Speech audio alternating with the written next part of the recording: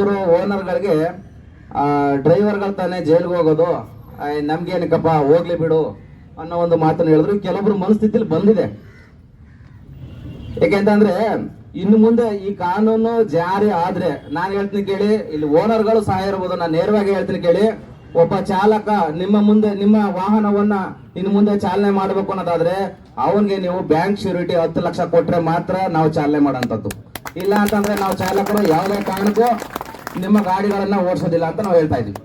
ಯಾಕೆಂತಂದ್ರೆ 7 ಲಕ್ಷ ದಂಡ ಆಗ್ತಾನೆ ಅಂತ.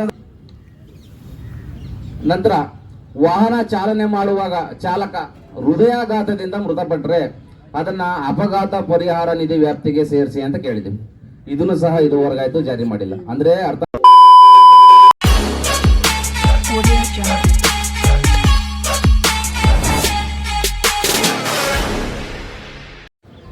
ಈಗ ಸರ್ಕಾರಿ ಸಿಬ್ಬಂದಿಗಳು ಇವೆಲ್ಲ ನೋಡಿರ್ಬೋದು, ಕಾನೂನು ಇದೆ ಅದಕ್ಕೆ. ಸರ್ಕಾರಿ ಸಿಬ್ಬಂದಿ, ಸರ್ಕಾರಿ ನೌಕರ ಮೇಲೆ ನಾವು ಏನಾದ್ರು ಹಲ್ಲೆ ಮಾಡ್ತೀವಿ ಅನ್ನೋದಾದ್ರೆ 2 ವರ್ಷ ಸಜೆ ಅಥವಾ 50,000 1 ಲಕ್ಷ ದಂಡ ಹಾಕ್ತಾರೆ. ಇದು ಸರ್ಕಾರಿ ನೌಕರರಿಗೆ ಮಾತ್ರ. ಆದ್ರೆ ನಮ್ಮತ್ತ ಖಾಸಗಿ ಚಾಲಕರಿಗೆ ಯಾಕಿಲ್ಲ? ಕರ್ತವ್ಯ ನಿರತ ಚಾಲಕರ ಮೇಲೆ ಹಲ್ಲೆ ಮಾಡಿದಾಗ್ಲೂ ಇದೇ ತರ ಒಂದು ಕಾನೂನನ್ನ ಜಾರಿ ಮಾಡ್ಲಿ. ಇನ್ನು ಮುಂದೆ ಚಾಲಕರ ಮೇಲೆ ಹಲ್ಲೆ ಆದ್ರೆ ಅಂತಹ ವ್ಯಕ್ತಿಗಳಿಗೆ 50,000 ದಂಡ ಹಾಕ್ತಿವಿ, 2 ವರ್ಷ ಜೈಲು ಶಿಕ್ಷೆ ಮಾಡ್ತೀವಿ ಅನ್ನೋ ಕಾನೂನನ್ನ ಮೊದಲು ಜಾರಿ ಮಾಡಿ. ನಂತರ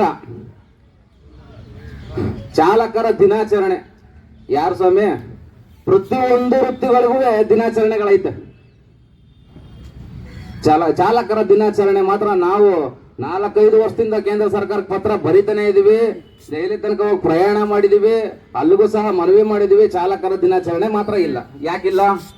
ನಮ್ಮ ವೃತ್ತಿ ಗೌರವ ಇಲ್ವಾ? ನಾವೇನಾದ್ರೂ ಕಳ್ತನ ಮಾಡ್ತಾ ಇದೀವಾ? ನಾವೇನಾದ್ರೂ ಸುಳ್ತಾನ ಮಾಡ್ತಾ ಇದೀವಾ? ಡಾಕ್ಟರ್ ದಿನಾಚರಣೆ ಬೇಕು, ಪೊಲೀಸರ ದಿನಾಚರಣೆ ಬೇಕು, ಶಿಕ್ಷಕರ ದಿನಾಚರಣೆ ಬೇಕು, ಎಲ್ಲಾ ವೃತ್ತಿ ರಂಗಗಳಿಗೂ ದಿನಾಚರಣೆ ಇದೆ, ಚಾಲಕರಿಗೆ ದಿನಾಚರಣೆನೇ ಇಲ್ಲ. ಯಾಕಿನ್ನೂ ಅದನ್ನ ಜಾರಿ ಮಾಡಿಲ್ಲ?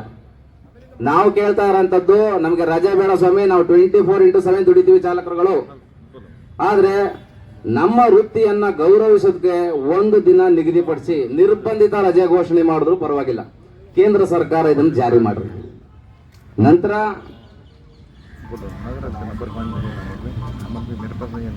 ಚಾಲಕರ ಅಭಿವೃದ್ಧಿಗಾಗಿ ಒಂದು ನಿಗಮ ಮಂಡಳಿಯನ್ನ ಸ್ಥಾಪಿಸಿ. ಈ ವಿಚಾರವಾಗೂ ಸಹ ನಾವು ಕೇಂದ್ರ ಸರ್ಕಾರಕ್ಕೆ ಮನವಿಯನ್ನ ಮಾಡಿದ್ದೇವೆ. ಎಲ್ಲ ವೃತ್ತಿಗಳಿಗೂ ಈಗ ಕೆಲವೊಂದು, ನಾನು ಅದನ್ನ ಹೇಳ್ತೇನೆ, ಕೆಲವೊಂದು ಜಾತಿ ಆಧಾರದ ಮೇಲೆ ನಿಗಮ ಮಾಡಿರ್ತಾರೆ, ಹಿಂದುಳಿದ ವರ್ಗದವರು ಅಂತ ಹೇಳಿ. ಮತ್ತೆ ಅಲ್ಲಿರುವಂತವ್ರಿಗೆ ನಿರುದ್ಯೋಗ ಸಮಸ್ಯೆದಿಂದ ಅವ್ರ ಮೇಲೆ ಬರಲಿ, ಅವರು ಒಂದು ಉದ್ಧಾರ ಆಗ್ಲಿ ಅನ್ನೋ ಒಂದು ವಿಚಾರಕ್ಕಾಗಿ ನಿಗಮ ಮಂಡಳಿಗಳನ್ನ ಮಾಡ್ತಾರೆ. ಸಂತೋಷ, ನಮ್ಗೇನು ತೊಂದರೆ ಇಲ್ಲ, ಅಡ್ಡಿ ಇಲ್ಲ. ಅದೇ ರೀತಿಯಾಗಿ ನಮ್ಮ ಚಾಲಕರುಗಳಿಗೂ ಒಂದು ನಿಗಮ ಮಂಡಳಿನ ಮಾಡಿ, ಎಷ್ಟೋ ಜನ ಡ್ರೈವರ್ಗಳಾಗಿರೋಂಥವ್ರು ಓನರ್ಗಳಾಗ್ತಾರೆ, ಒಂದು ಸಬ್ಸಿಡಿಯನ್ನು ಕೊಡಿ. ಕೇಂದ್ರ ಸರ್ಕಾರ ಚಾಲಕರಿಗೆ ಈ ರೀತಿಯ ಅಭಿವೃದ್ಧಿಗಳನ್ನ ಯೋಜನೆ ಮಾಡಿ, ಇದನ್ನು ಮಾಡಿಲ್ಲ. ನಂತರ ವಾಹನ ಚಾಲನೆ ಮಾಡುವಾಗ ಚಾಲಕ ಹೃದಯಾಘಾತದಿಂದ ಮೃತಪಟ್ಟರೆ ಅದನ್ನ ಅಪಘಾತ ಪರಿಹಾರ ನಿಧಿ ವ್ಯಾಪ್ತಿಗೆ ಸೇರಿಸಿ ಅಂತ ಕೇಳಿದ್ದೀವಿ. ಇದನ್ನು ಸಹ ಇದುವರೆಗಾಯ್ತು ಜಾರಿ ಮಾಡಿಲ್ಲ. ಅಂದ್ರೆ ಅರ್ಥ ಮಾಡ್ಕೊಳ್ಳಿ, ಕರ್ತವ್ಯ ನಿರತ ಚಾಲಕ, ನಾವು ವಾಹನ ಚಾಲನೆ ಮಾಡುವ ಸಂದರ್ಭದಲ್ಲಿ ಅಥವಾ ವಾಹನನ ಎಲ್ಲೋ ಪಾರ್ಕ್ ಮಾಡಿದ್ವಿ, ಆ ಸಂದರ್ಭದಲ್ಲಿ ಹೃದಯಾಘಾತ ಅನ್ನೋದು ಕಾಮನ್ ಆಗೋಗಿದೆ ಈಗ ಎಲ್ರಿಗೂ. ಮೊದಲಂಗೆ ಶುಗರ್ ಅನ್ನೋದು ಕಾಮನ್ ಆಗಿತ್ತು, ಈಗ ಹೃದಯಾಘಾತ ಅನ್ನೋದು 20-21 ವರ್ಷದ ಹುಡುಗರುಗಳಿಗೂ ಸಹ ಹೃದಯಾಘಾತ ಆಗ್ತಾ ಇದೆ. ಹಂಗಾಗಿ ಈ ಹೃದಯಾಘಾತ ಆದಂತನ ಅಪಘಾತ ಪರಿಹಾರ ನಿಧಿ ವ್ಯಾಪ್ತಿಗೆ ಸೇರಿಸಿ ಅಂತ ಹೇಳಿ ಮನವಿ ಮಾಡ್ಕೊಂಡಿದ್ದೀವಿ. ಕೇಂದ್ರ ಸರ್ಕಾರ ಇದನ್ನು ಕೂಡ ಈವರೆಗೂ ಜಾರಿ ಮಾಡಿಲ್ಲ. ನಂತರ ಚಾಲಕರು ಅಪಘಾತದಿಂದ ಮರಣ ಹೊಂದಿದರೆ ನೀಡುತ್ತಿರುವ ಪರಿಹಾರ ಧನವನ್ನ 5 ಲಕ್ಷದಿಂದ 25 ಲಕ್ಷಕ್ಕೆ ಏರಿಕೆ ಮಾಡಿ ಅಂತ ಹೇಳಿದ್ವಿ. ಅದನ್ನು ಸಹ ಮಾಡಿಲ್ಲ. ಸ್ನೇಹಿತರೆ, ಇನ್ನೊಂದು ವಿಚಾರ, ಇದು ನೋಡಿ, ಹಜಾರ್ಡ್ ಡಿ ಎಲ್ ಇರುವಂತವ್ರು, ಯಾರಲ್ಲಿ ಹಜಾರ್ಡ್ ಡಿ ಎಲ್ ಇದೆ ಅವ್ರಿಗೆ ಗೊತ್ತಿರ್ತದೆ. ಗಣಿ, ಕ್ವಾರೆ ಮತ್ತು ಈ ಗ್ಯಾಸ್, ಪೆಟ್ರೋಲಿಯಂ, ರಾಸಾಯನಿಕ ವಸ್ತುಗಳನ್ನ ಸಾಗಾಣಿಕೆ ಮಾಡುವಂತ ದೊಡ್ಡ ದೊಡ್ಡ ಟ್ಯಾಂಕರ್ಗಳನ್ನ ಸಾಗಾಣಿಕೆ ಮಾಡುವಂತ ಚಾಲಕರುಗಳಿಗೆ ಅವ್ರೇನಾದ್ರು ಅಪಘಾತ ಆಗಿ ಆ ವಾಹನ ಸ್ಫೋಟ ಆದ್ರೆ ಆ ಡ್ರೈವರ್ನ ದೇಹನೂ ಕೂಡ ಸಿಗಲ್ಲ ಮಣ್ಣು ಮಾಡ್ಲಿಕ್ಕೆ, ಅವನ ಗುರುತು ಸಹ ನಾವು ಪತ್ತೆ ಹಚ್ಚಲಿಕ್ಕೆ ಆಗಲ್ಲ. ಅಷ್ಟೊಂದು ಅವನು ವಿಚಿತ್ರವಾಗಿ ವಿಕಾರವಾಗಿ ಅವನು ಸಾವನ್ನಪ್ತಾನೆ. ಅಂತವರ ಜೀವ ಭದ್ರತೆಗಾಗಿ ಅವರ ಕುಟುಂಬಕ್ಕೆ 1 ಕೋಟಿ ರು ವಿಮೆ ಘೋಷಣೆ ಮಾಡಿ ಅಂತ ಕೇಂದ್ರ ಸರ್ಕಾರಕ್ಕೆ 3 ವರ್ಷದಿಂದ ಸತತವಾಗಿ ಮನವಿ ಮಾಡ್ಕೊಂಡ್ ಬಂದಿದ್ದೀವಿ. ಇದನ್ನು ಸಹ ಜಾರಿ ಮಾಡಿಲ್ಲ. ಜೊತೆಗೆ ಚಾಲಕರ ಮಕ್ಕಳಿಗೆ ಉಚಿತ ಶಿಕ್ಷಣ ಕೊಡಿ ಅಂತ ಕೇಳಿದ್ವಿ. ಬೇಡ, ಚಾಲಕರ ಮಕ್ಕಳಿಗೆ ಒಂದು ಪ್ರೋತ್ಸಾಹ ಧನವನ್ನಾದ್ರೂ ನೀಡಿ, ಅಂದ್ರೆ ಸ್ಕಾಲರ್ಶಿಪ್ ಅದನ್ನಾದ್ರೂ ಕೊಡ್ರಿ ಅಂತ ಕೇಳಿದ್ವಿ. ಅದನ್ನು ಮಾಡ್ಲಿಲ್ಲ. ಜೊತೆಗೆ ಸ್ನೇಹಿತರೆ ಹೇಳ್ತೀನಿ ಕೇಳಿ, 60 ವರ್ಷಗಳ ಬಳಿಕ ಒಬ್ಬರ ಚಾಲಕರಿಗೆ ಮಾಸಾಸವನ್ನ ನೀಡಿ, ಮಾಸಾಸನ ಅಂತಂದ್ರೆ ಪೆನ್ಷನ್. ಈಗ ನಿಮ್ಗೆಲ್ಲ ತಿಳಿದಿರ್ಬೋದು, 70 ವರ್ಷದ ತನಕ ಒಂದು DL ವ್ಯಾಲಿಡಿಟಿ ಇರೋದು, ಹೌದಾ? 70 ವರ್ಷ ಆದ್ಮೇಲೆ ಡ್ರೈವಿಂಗ್ ಲೈಸೆನ್ಸು ಅಷ್ಟೊಂದು ಅರ್ಹ ಅಲ್ಲ ಚಾಲನೆ ಮಾಡ್ಲಿಕ್ಕೆ. ಯಾಕೆಂತಂದ್ರೆ ವಯಸ್ಸಾಗಿರ್ತದೆ. ನೀವು ಪ್ರತಿ ಸಲ ಬ್ಯಾಡ್ಜ್ ರಿನ್ಯೂವಲ್ ಮಾಡಿಸ್ವಾಗ್ಲೋ ಅಥವಾ ಡ್ರೈವಿಂಗ್ ಲೈಸೆನ್ಸ್ ರಿನ್ಯೂವಲ್ ಮಾಡಿಸ್ಬೇಕಾದ್ರೂ ನಿಮ್ಗೆ ಮೆಡಿಕಲ್ ಸರ್ಟಿಫಿಕೇಟ್ ತಗೋತಾರೆ, ಹೌದಾ ಅಲ್ವಾ? ಮೆಡಿಕಲ್ ಸರ್ಟಿಫಿಕೇಟ್ ಮಾಡಿಸಿದ್ರಿ, ಎಲ್ಲ ಯಾರೋ ಒಬ್ಬ ಡಾಕ್ಟರ್ 50-100 ರೂಪಾಯಿ ಇಸ್ಕೊಂಡು ಹೌದು ಎಲ್ಲ ಚೆನ್ನಾಗಿದೆ ಅಂದ್ಬಿಟ್ಟು ಮೆಡಿಕಲ್ ಸರ್ಟಿಫಿಕೇಟ್ ಮಾಡಿ ಕಳ್ಸಿಬಿಡ್ತಾರೆ. ಇನ್ನು ಮುಂದಿನ ದಿನಗಳಲ್ಲಿ ಅದಾಗಲ್ಲ, 60 ವರ್ಷಕ್ಕೆ ಸ್ಟಾಪ್ ಆಗ್ತದೆ. ಹೇಗೆ ಸರ್ಕಾರಿ ನೌಕರರು 60 ವರ್ಷ ಆದ್ಮೇಲೆ ರಿಟೈರ್ಮೆಂಟ್ ಆಗ್ತಾರೆ, ಅದೇ ರೀತಿಯಾಗಿ ನಮ್ಮ ಡ್ರೈವಿಂಗ್ ಲೈಸೆನ್ಸ್ಗಳು ಇನ್ನು ಮುಂದಕ್ಕೆ 60 ವರ್ಷಕ್ಕೆ ಸ್ಟಾಪ್ ಆಗ್ತದೆ. ಯಾಕೆಂತಂದ್ರೆ ಒಂದು ನಮ್ಮ ರಾಜ್ಯ ಅಥವಾ ರಾಷ್ಟ್ರ ತುಂಬಾ ದೊಡ್ಡ ಮಟ್ಟದಲ್ಲಿ ಬೆಳೀತಾ ಇದೆ. ಮುಂದೆ ಟ್ರಾಫಿಕ್ ಸಮಸ್ಯೆಗಳಾಗ್ತದೆ, ಅಪಘಾತಗಳಾಗಬಾರ್ದು ಅನ್ನೋ ನಿಟ್ಟಿನಲ್ಲಿ ಈ ಮುಂದಿನ ದಿನಗಳಲ್ಲಿ ಇದು ಜಾರಿಗೆ ಬರ್ತದೆ. ಅದಕ್ಕೆ ನಾನು ಕೇಳ್ಕೊತಾ ಇರೋಂಥದ್ದು, 60 ವರ್ಷ ಆದ ಬಳಿಕ ನಮಗೆ ಪೆನ್ಷನ್ ಯಾರಾದ್ರೂ ಕೊಡ್ತಾರ? ಯಾರು ಕೊಡಲ್ಲ. ನಾನು ಸರ್ಕಾರಕ್ಕೆ ಹೇಳ್ತಾ ಇದೀವಿ, ಕೇಂದ್ರ ಸರ್ಕಾರಕ್ಕೆ, ಚಾಲಕರುಗಳಿಗೆ ಇದನ್ನ ಮಾಡಿಕೊಡಿ. 1,000ನೋ 2,000ನೋ ತಿಂಗಳಿಗೆ ಮಾಸಾಸನ ಅಂತ ಕೊಡಿ. ನಾವು ನಮ್ಮ ಕುಟುಂಬವನ್ನ ರಕ್ಷಣೆ ಮಾಡ್ಕೊಂಡು ಹೋಗ್ತೀವಿ. ಇಷ್ಟೆಲ್ಲಾ ಕಾನೂನುಗಳನ್ನ ಜಾರಿ ಮಾಡೋದನ್ನ ಹೊರತುಪಡಿಸಿ ಕೇಂದ್ರ ಸರ್ಕಾರ ಚಾಲಕರ ವಿರೋಧಿ ಕಾನೂನು ಅಂತಾನೆ ಹೇಳ್ಬೋದು, ಇದನ್ನ ಜಾರಿ ಮಾಡಿಕೊಟ್ಟಿದೆ.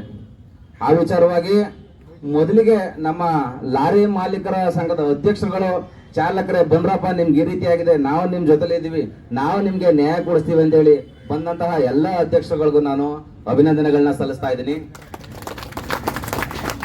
ಜೊತೆಗೆ ನಮ್ಮ ಶ್ರೀನಿವಾಸ ರಾವ್ ಅವರು ಅಧ್ಯಕ್ಷರು ಹೇಳಿದ್ರು, ಕೆಲವೊಬ್ಬರು ಓನರ್ಗಳಿಗೆ ಡ್ರೈವರ್ಗಳು ತಾನೇ ಜೈಲ್ಗೆ ಹೋಗೋದು, ನಮ್ಗೇನಕ್ಕಪ್ಪ ಹೋಗ್ಲಿ ಬಿಡು ಅನ್ನೋ ಒಂದು ಮಾತನ್ನು ಹೇಳಿದ್ರು. ಕೆಲವೊಬ್ರು ಮನಸ್ಥಿತಿಲಿ ಬಂದಿದೆ. ಯಾಕೆಂತಂದ್ರೆ ಇನ್ನು ಮುಂದೆ ಈ ಕಾನೂನು ಜಾರಿ ಆದ್ರೆ, ನಾನು ಹೇಳ್ತೀನಿ ಕೇಳಿ, ಇಲ್ಲಿ ಓನರ್ಗಳು ಸಹ ಇರ್ಬೋದು, ನಾನು ನೇರವಾಗಿ ಹೇಳ್ತೀನಿ ಕೇಳಿ, ಒಬ್ಬ ಚಾಲಕ ನಿಮ್ಮ ವಾಹನವನ್ನ ಇನ್ನು ಮುಂದೆ ಚಾಲನೆ ಮಾಡಬೇಕು ಅನ್ನೋದಾದ್ರೆ ಅವನ್ಗೆ ನೀವು ಬ್ಯಾಂಕ್ ಶ್ಯೂರಿಟಿ 10 ಲಕ್ಷ ಕೊಟ್ರೆ ಮಾತ್ರ ನಾವು ಚಾಲನೆ ಮಾಡೋಂಥದ್ದು. ಇಲ್ಲ ಅಂತಂದ್ರೆ ನಾವು ಚಾಲಕರು ಯಾವುದೇ ಕಾರಣಕ್ಕೂ ನಿಮ್ಮ ಗಾಡಿಗಳನ್ನ ಓಡಿಸೋದಿಲ್ಲ ಅಂತ ನಾವು ಹೇಳ್ತಾ ಇದೀವಿ. ಯಾಕೆಂತಂದ್ರೆ 7 ಲಕ್ಷ ದಂಡ ಆಗ್ತಾನೆ ಅಂತಂದ್ರೆ ನಾವು ಎಲ್ಲಿಂದ ಕಟ್ಟೋ ಸ್ವಾಮಿ? ನಿಮ್ ಲಾರಿನ ಓಡ್ಸಕ್ ಬಂದಿರೋಂಥದ್ದು ನಾವು. ನೀವು ಓನರ್ಗಳು ನಿಮ್ ಲಾರಿನ ಓಡ್ಸಕ್ ಬಂದಿರೋಂಥದ್ದು. ನೀವೇನ್ ಹೇಳ್ತೀರಾ? ನನ್ನ ಗಾಡಿಲಿ ಇನ್ಸೂರೆನ್ಸ್ ಇದೆಯಪ್ಪ, ನನ್ನ ಗಾಡಿ ಡಾಕ್ಯುಮೆಂಟ್ಸ್ ಇದೆಯಪ್ಪ, ನೀನ್ ಏನ್ ಬೇಕಾದ್ರೂ ಅನುಭವಿಸ್ಕೊಂತ ಅಂದ್ಬಿಟ್ರೆ ಸ್ವಾಮಿ ನಾವು ಎಲ್ಲಿ ಹೋಗ್ಬೇಕು? ಚಾಲಕರುಗಳು ದಯಮಾಡಿ ಈ ನಿಟ್ಟಿನಲ್ಲಿ ಅಧ್ಯಕ್ಷಗಳೆಲ್ಲ ಬಂದಿದ್ದೀರಾ. ಚಾಲಕರಿಗೆ ಒಂದು ನಿಜವಾಗ್ಲೂ ಸಹ ಕೇಂದ್ರ ಸರ್ಕಾರದಿಂದ ಧೋರಣೆ ಅನ್ಯಾಯ ಆಗ್ತಾ ಇದೆ, ಅದನ್ನು ತಪ್ಪಿಸ್ಕೊಡಿ. ನಮ್ಮ ಸಂಘಟನೆ ನೀವು ಎಲ್ಲಿ ಕರೀತೀರಾ, ಎಲ್ಲಿ ಪ್ರತಿಭಟನೆ ಮಾಡಿ ಅಂತ ಹೇಳ್ತೀರಾ, ಆ ಜಾಗದಲ್ಲಿ ನಾವು ಚಾಲಕರುಗಳು ಬಂದು ನಿಂತ್ಕೋತೀವಿ. ನಾವು ನಿಮ್ ಜೊತೆಗೆ ಸದಾ ಸಿದ್ಧ. ಹಾಗಾಗಿ KSRTC ಅವರು ನೋಡಿ ಸ್ನೇಹಿತರೆ, ವಿಚಾರ ಇದೊಂದು ಮರ್ತಿದ್ದೆ, ಎಲ್ಲಾ ಸಂಘಟನೆಯವರು ಸಹ ನಾವು ಇಲ್ಲಿ ಪಾಲ್ಗೊಂಡಿದ್ದೀವಿ. ಆದ್ರೆ KSRTC ಚಾಲಕರು ಅಥವಾ KSRTC ಸಂಘದವ್ರಿಗೆ ಇನ್ನೂ ಯಾಕಿದ್ದು ಅರಿವಾಗಿಲ್ಲ ಅಂತ ಗೊತ್ತಿಲ್ಲ. ಅದು ಒಂದು ಸಂಸ್ಥೆ, ಅದೇ